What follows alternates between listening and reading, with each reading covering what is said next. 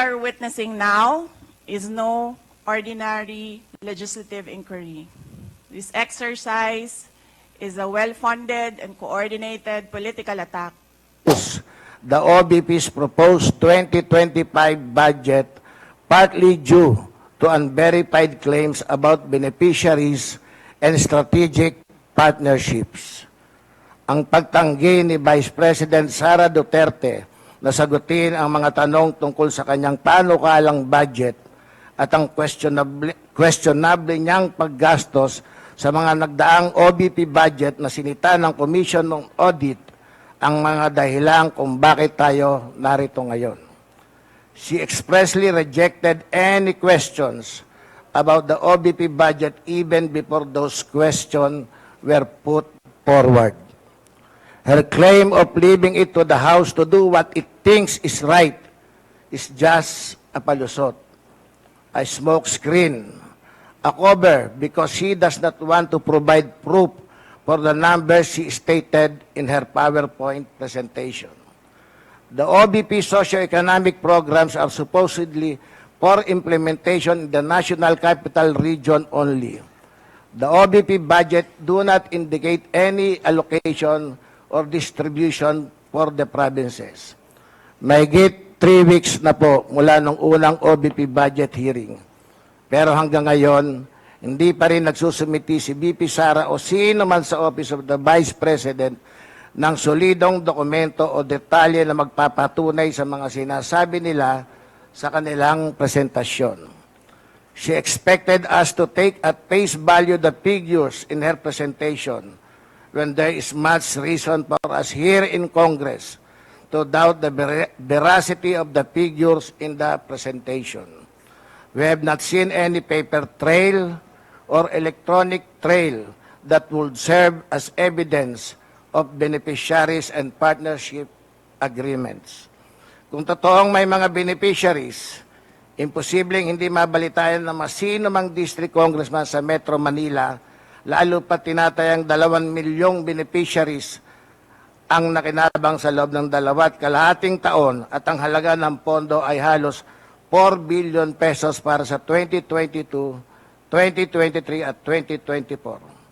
Our field offices for constituency relations will know when such massive amounts are being disbursed and when throngs of peoples line up as beneficiaries because these activities need the participation of local government units and their offices. Umaasa akong maliwanagan at mabigyan ng tamang impormasyon ng mga resource person mula sa Commission on Audit, mga LGU sa National Capital Region at ng mismong Office of the Vice President hinggil sa mga kaduda-dudang paggastos ng pondo ng bayan. If they have evidence of how the OBP spent the budgets on socio-economic programs from July 22 to the present, I hope they will be entered into evidence after the resource person are sworn to tell the truth and nothing but the truth. If there are any whistleblowers with information, evidence, and testimony about the supposed OBP socio-economic programs, they are most welcome to contact the chairperson. Honorable Valeriano in his previous speech. I also understand that this concerns transactions, certain transactions of the OVP and DepEd. However, those transactions are subject of current COA investigations. And we also know that said COA findings are still pending, subject to appeal or reconsideration. So in view of that, I just want to be clarified as to the propriety of this committee taking cognizance of the of said transactions. Mr. Chair.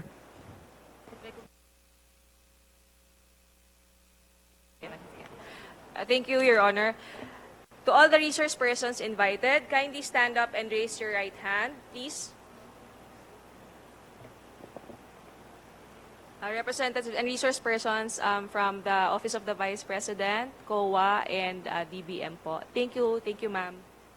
Mr. Chair, Yes, the Honorable Yes, Vice when you President. sent a letter to the Office of the Vice President, you attached a copy of the rules Okay. in aid of legislation. Yes po. Yes, sir. Nakalagay po doon na witnesses lang po ang ino-oath. Sabi niyo po, ngayon sa amin, resource persons kami. Ang ano po, considered as resource person po. Ang ano po. Kayo po. Kaya nga po. Yes po. Lahat po ino-oath po. Yes. Apo. Nakalagay po sa rules ninyo, witnesses. Nakalagay po dito ngayon sa table, resource persons. Lahat po considered as resource person and witness. Lahat po naman kayo, lahat resource person pa eh. Wala pa naman po tayong tinatawag na, lahat po considered as resource person pa lang po. Right. Opo. Ang nasa rules ninyo, witnesses lang po ang nag-o-oath. Wala po kayong rules sa resource persons. Resource persons. Ang nakalagay po sa rules ninyo, witness. Comsec, ano po yung pinadala po ninyo? Yun pong rules in aid of legislation.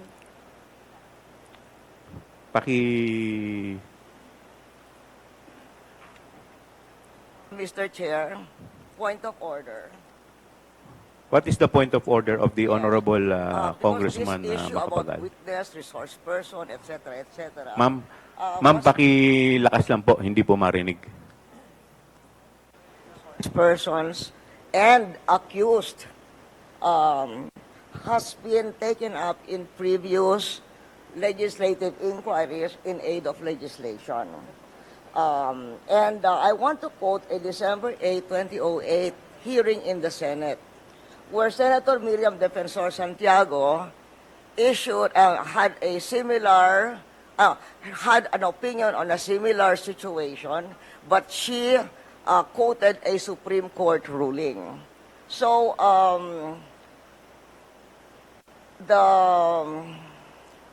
the Constitution provides that no person shall be compelled to be a witness against himself.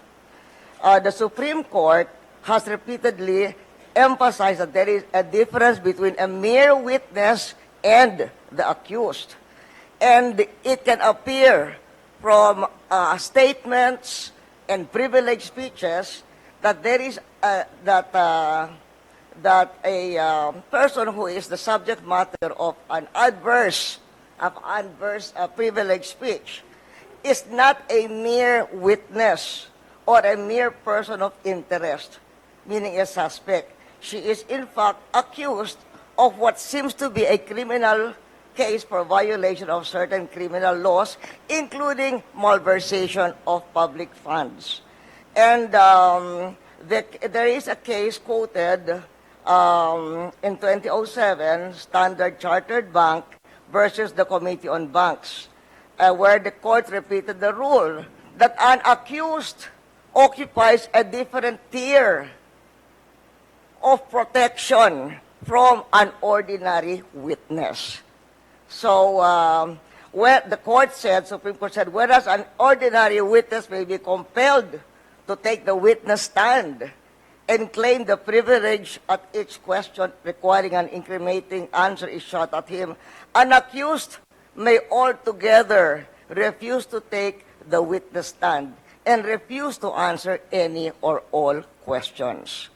So that has been a supreme. And then there is a portion, the court explained that the right of the accused against self-incrimination also applies to respondents in administrative investigations such as legislative inquiries in aid of legislation. So that is the point of order I am raising, and there is a Supreme Court ruling to this effect. Thank you, Mr.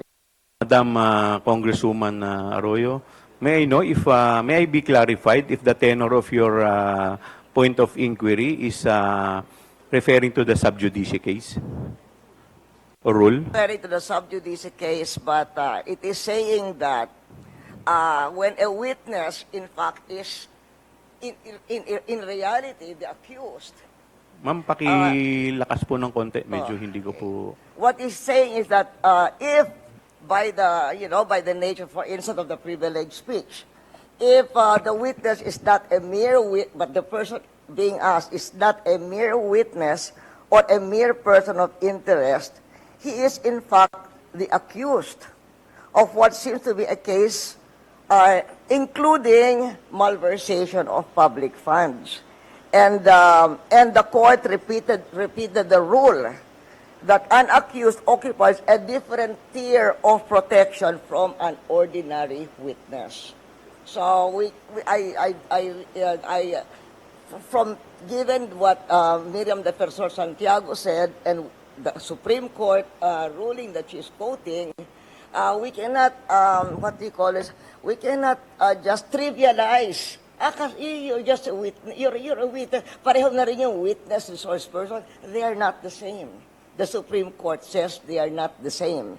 And somebody who appears to be the accused has a different tier of protection from a witness. And in fact, can refuse to take the witness stand.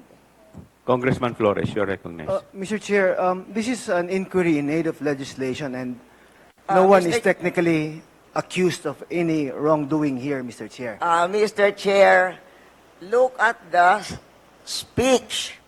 Ma'am, Look at the please. speech, Mr. Chair. Ma'am.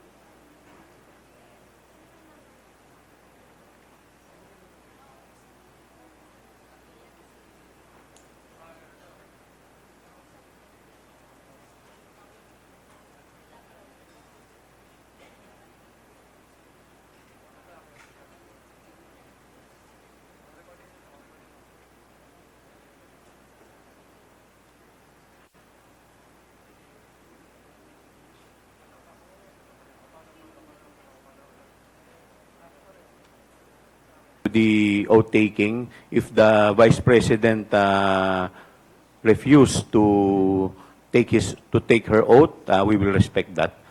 In the meantime, Comsec, please proceed with the oath taking of the other witnesses.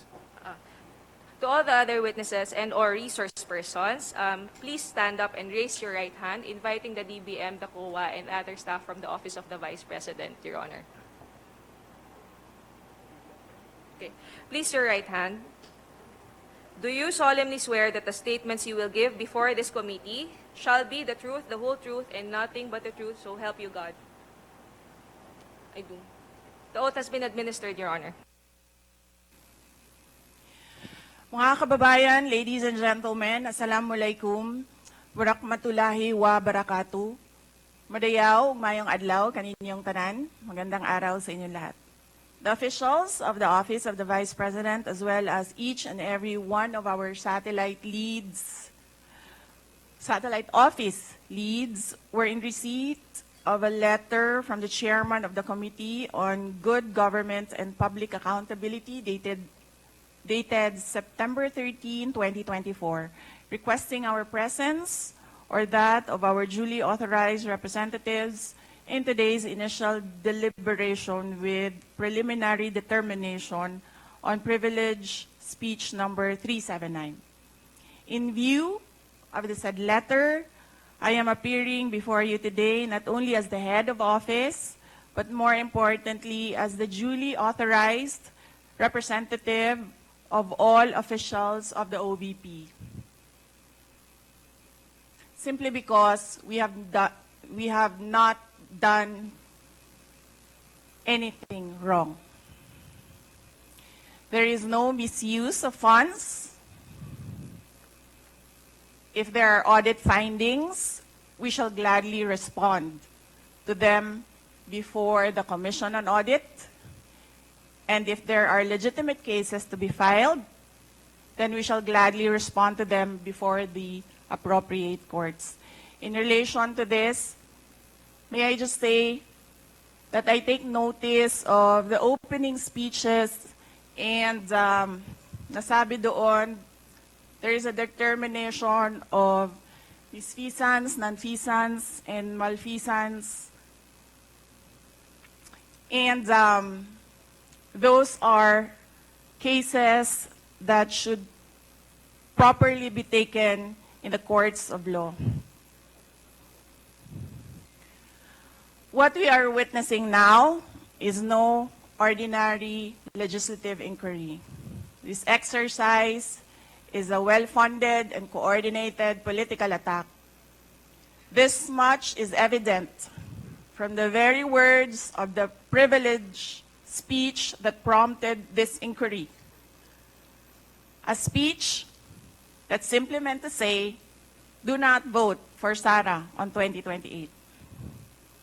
It is clear to me that this inquiry is not about misused funds, accountability, or governance. Instead, it is solely aimed at discrediting my name and my office to prevent future political contests.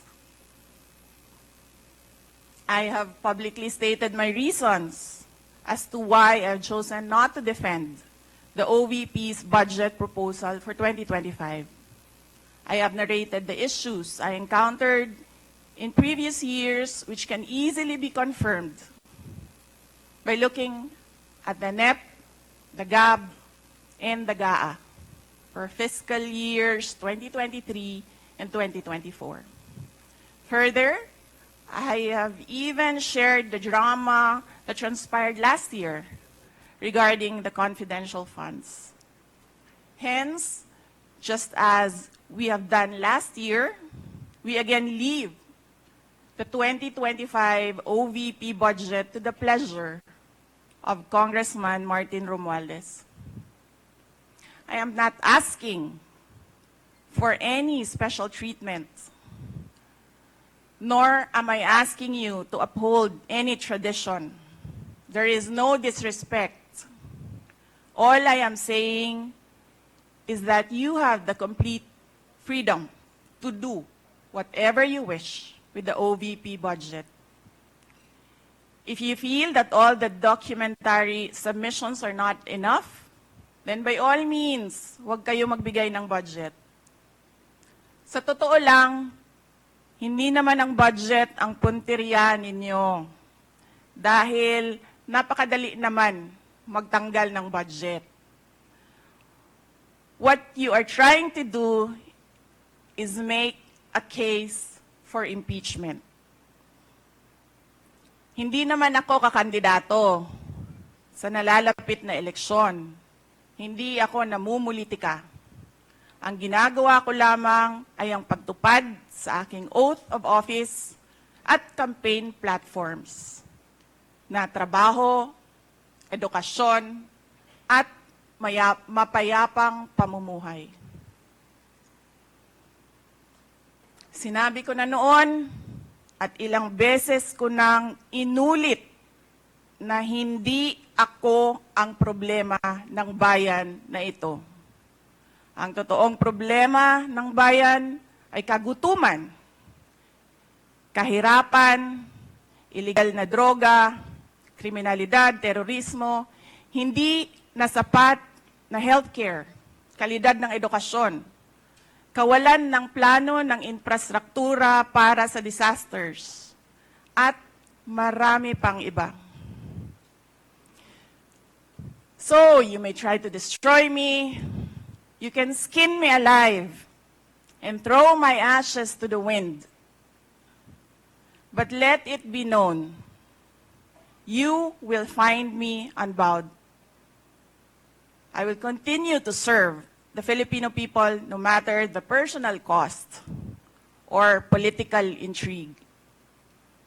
Having said that, I will not allow myself to be subjected to an inquiry based on an empty, privilege speech, just so you can attack me and do indirectly what you failed to do directly during the budget hearings.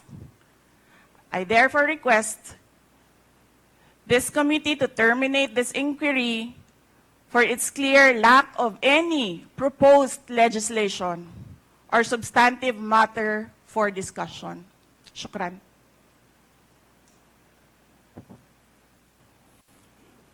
The committee cannot rule on that because the committee already took cognizance of this privileged speech. Anyway, we will now proceed. Next, Chair. we will recognize the Mr. representative from COA, Mr. Chair, Congressman Marcoleta. may I please raise a parliamentary inquiry? What is your parliamentary inquiry? Thank you, Mr. Chair.